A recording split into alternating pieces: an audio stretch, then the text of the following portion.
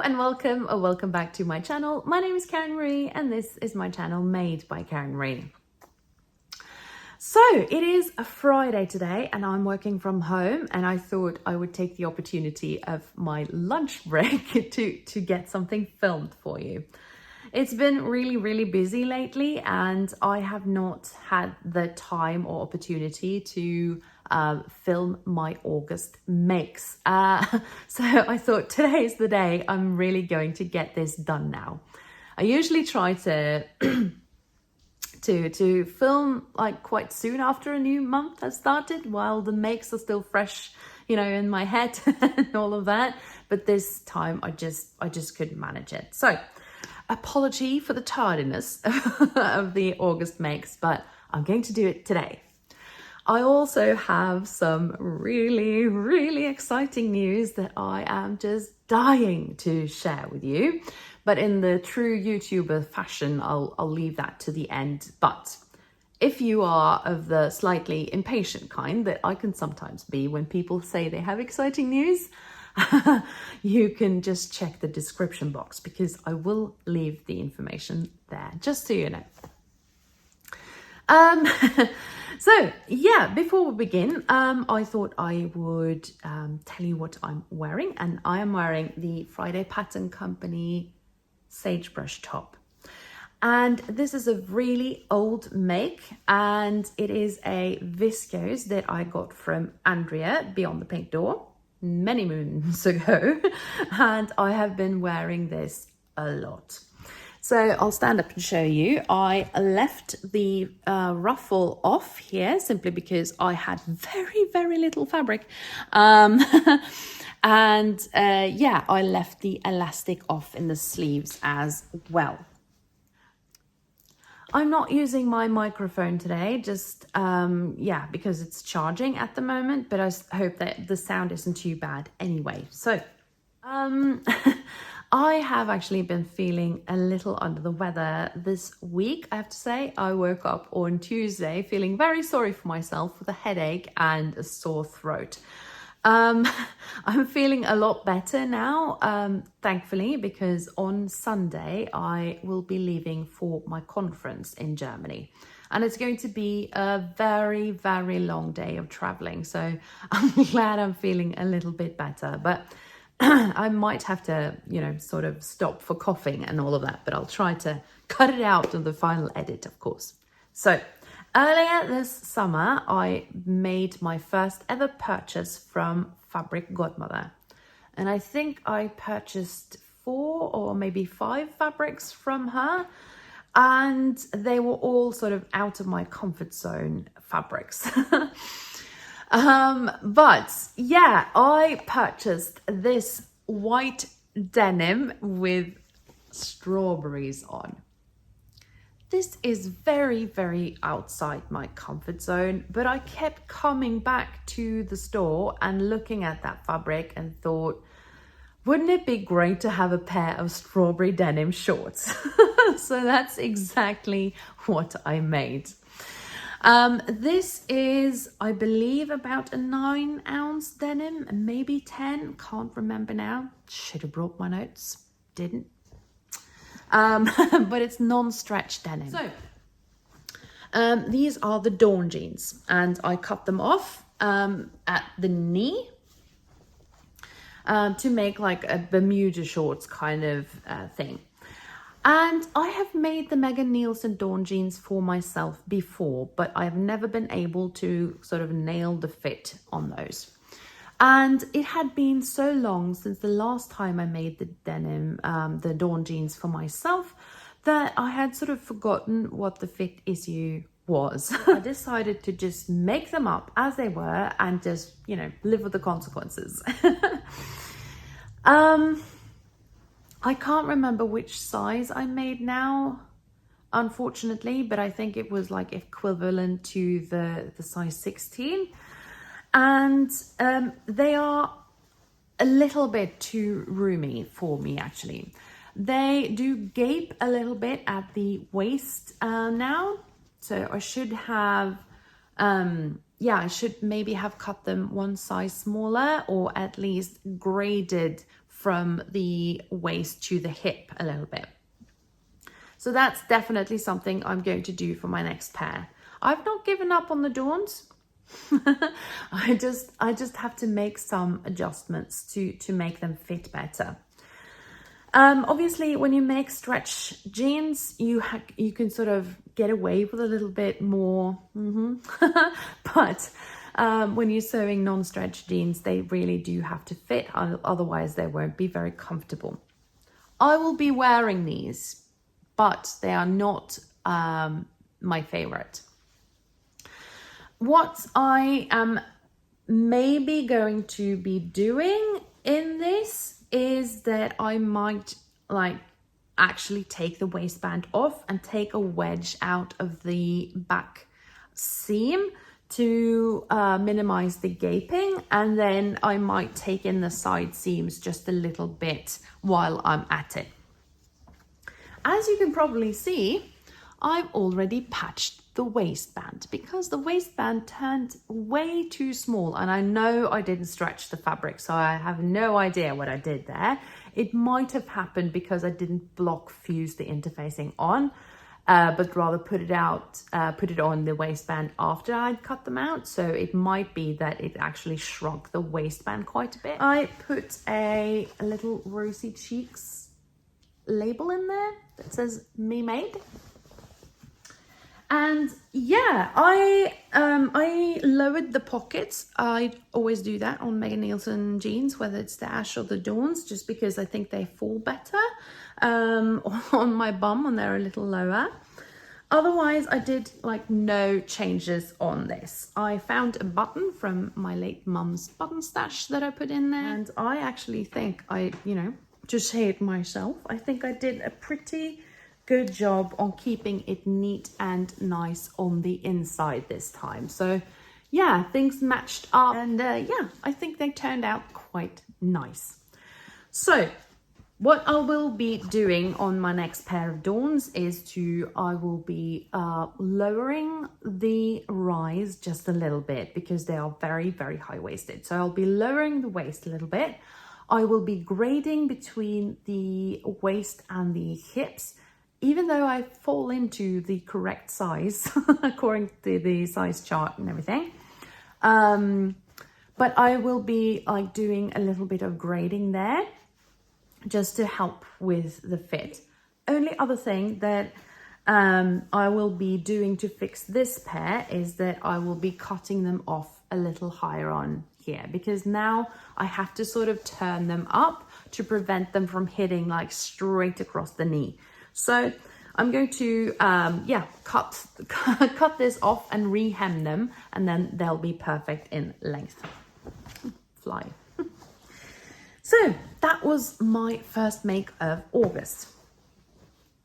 While we're doing the strawberry denim thing, I decided on making the I Am Patterns Hathor vest. I decided to use the left of my denim to make myself a little vest.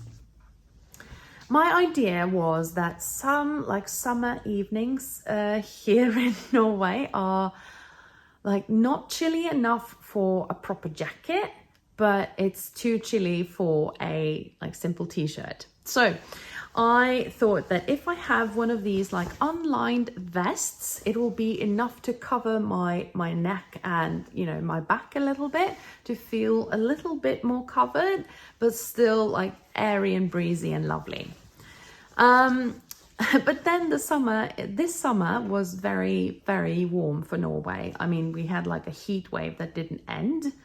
Very weird.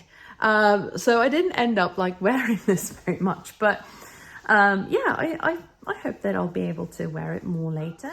I decided to bind all the seams with bias binding from Selfmade. So yeah, it's quite clean on the inside too. So the next is the Friday Pattern Company Collins top and dress, and I made the top version. When Friday Pattern Company released this pattern, I bought it straight away, as I almost always do with Friday Pattern Company patterns. So I don't think I'll ever make the dress because I don't really wear those kind of dresses, like knit dresses. And I definitely do not wear sleeveless dresses out in public without anything over it.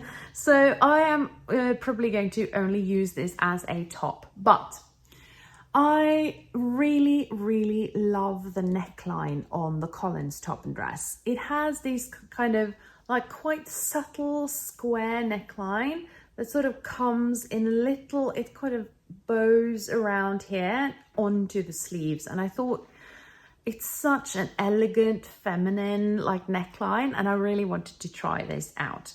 I had a little remnant of cotton jersey that I got from Selfmade.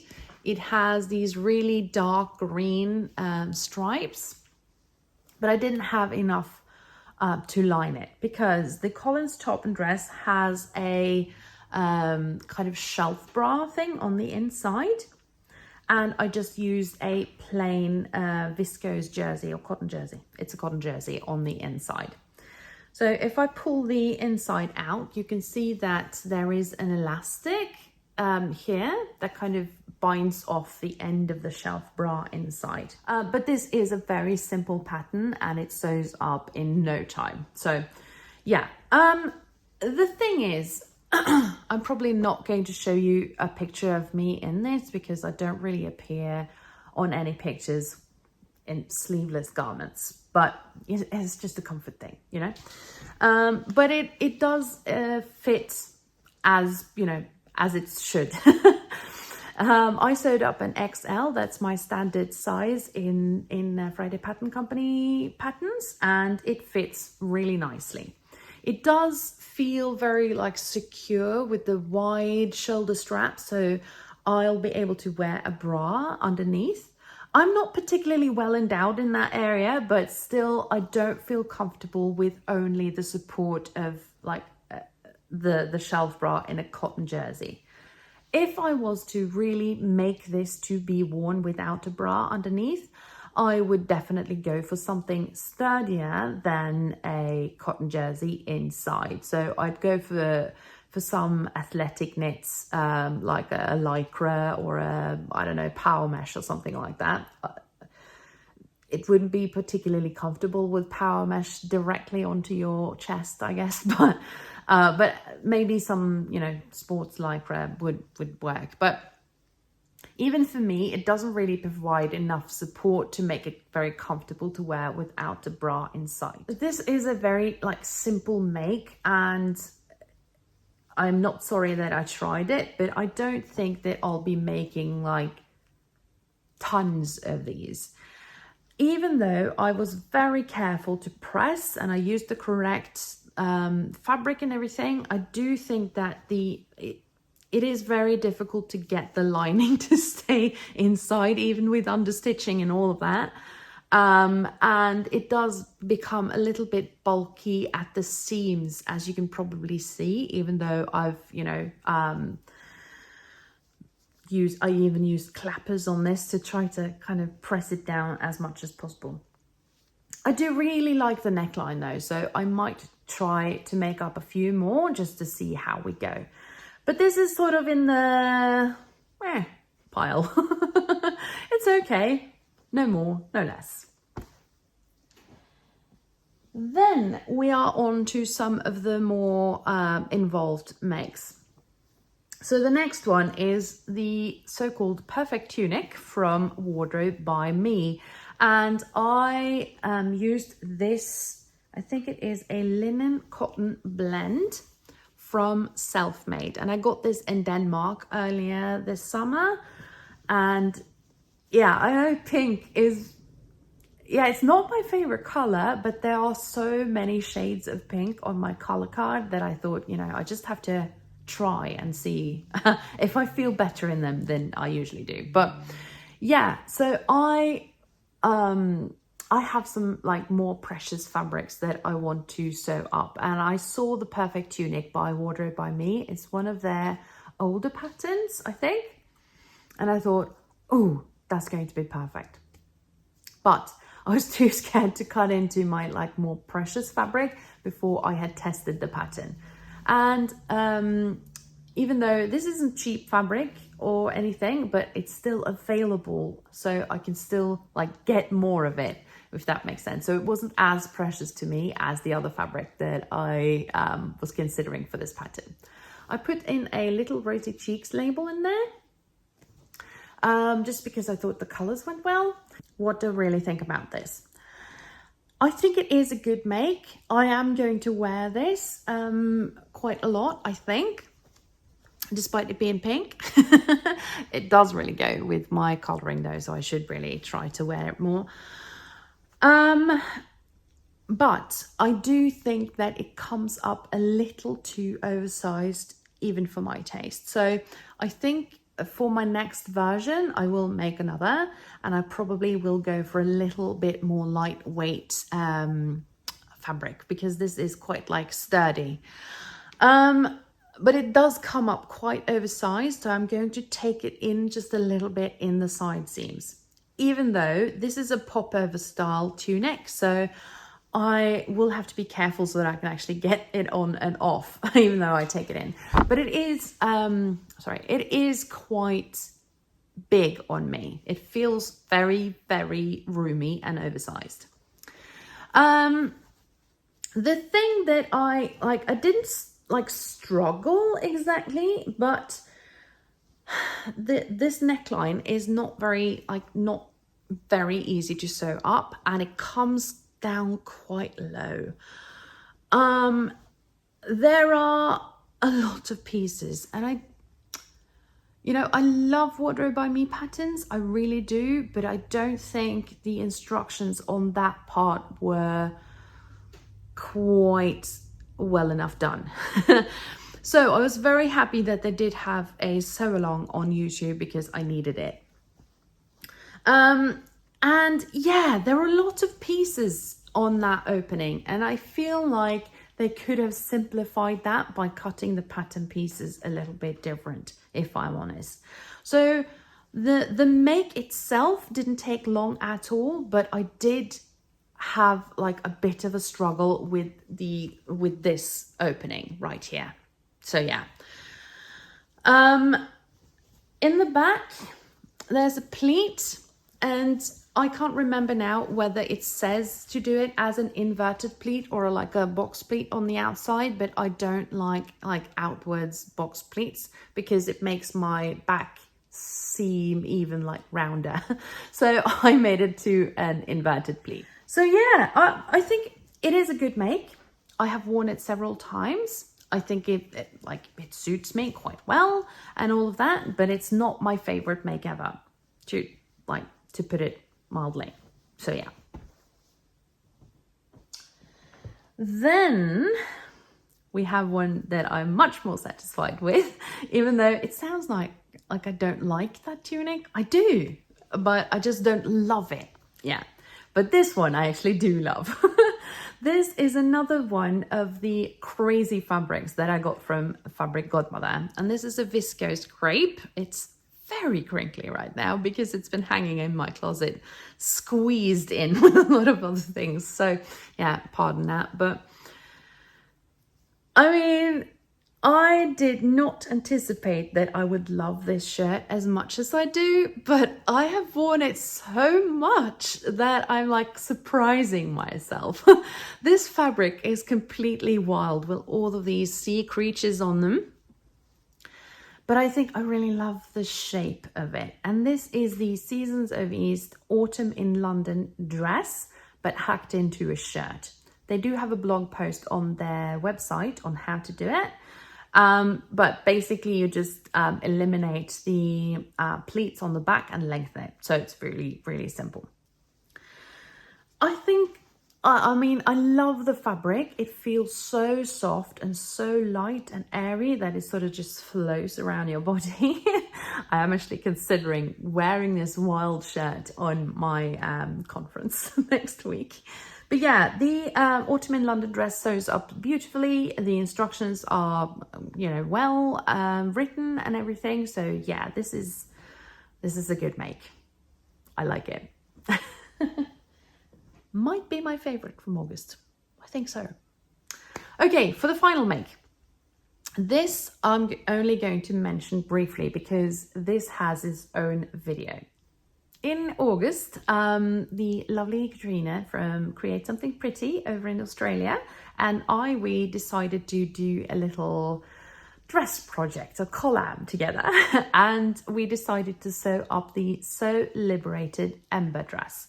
And I have a separate video on that, so yeah, I'm not going to talk too much about this, but this is the dress and it has, again, the little rosy cheeks label right there. Oh, falls off the hanger. This is a navy blue viscose that I got from Selfmade. And as I said in the actual reveal video, this is a terrible fabric to work with. It is really, really flimsy and slippery, and it misbehaved in every possible way. That said, now that it's sewn up, it feels wonderful on the body. It's like very light and airy and breezy and soft. So now that it's sewn up, it's totally fine, but it is, yeah, it was not fun trying to cut all of the pieces of this dress out in this viscose. So that was a punishment for being cheap on the fabric, you know? It has the main feature of the dress is that it has this channel on the front and on the back, and on the sides, the kind of channels end so you can pull your drawstring out and then you tie it at the sides as sort of tightly or as loosely as you want.